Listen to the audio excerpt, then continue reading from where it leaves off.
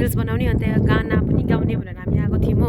दिउँसै आउने भनेको थिएँ तर दिउँसो चाहिँ एकदम धेरै मतलब डरलाग्दो घाम लागेको थियो नि त कि डर के अरे एकदम डर छ भनेर चाहिँ हामी नआएको है।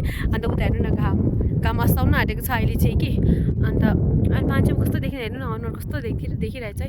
मलाई चाहिँ सर्दी पनि लागेको छ कि अन्त म चाहिँ गाना गाउन आएको तर पनि अब गाउनै पऱ्यो नि त है। अन्त सर्दी लाग्दा पनि म झुक्दिनँ क्या अन्त गाउँछु। अन्त यता चाहिँ ऊ पर चाहिँ मेरो भाइहरू गाना गाउँदैछ तिनीहरू प्र्याक्टिस गर्दैछ। पहिल्यै तिनीहरू गाउँछ अनि तिनीहरू गाइसकेपछि चाहिँ म गाउँछु। मेरो अनुहार हेर्नु न पिम्पल निस्केर सर्दी लागेर केही छैन। अन्त गाइस यहाँ चाहिँ नि हामी के अरे बसेर चाहिँ गाना रेकर्ड गर्ने भनेको त नि बस्ने जग्गा छैन रहेछ नि त कि अन्त यिनीहरूले हामी यति मिहिनेत गर्दैछु यहाँ देखाउनु न मेहनत गरेको कति के अरे मेहनत गर्नुपर्छ देखाउनु न अरे नि त। अनि मैले देखाउँदै थिएँ नि त। अनि यहाँ चाहिँ बलुवामा हिँडेको अरे म हेर्नु नि त खुट्टा मेरो माई गुडनेस। ल अब चाहिँ घर फर्केको हामी।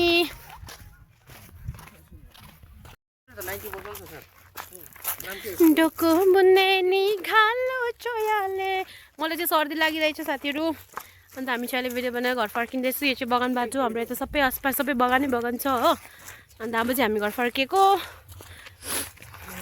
अन्त गाइस अब चाहिँ हामी घर फर्केको। यतादेखि त मैले भिडियो गर्नै बिर्सेछु मैले जहिले पनि बिर्सिरहेको छु ल गाइस तर पनि हेर्दै गर्नु होला।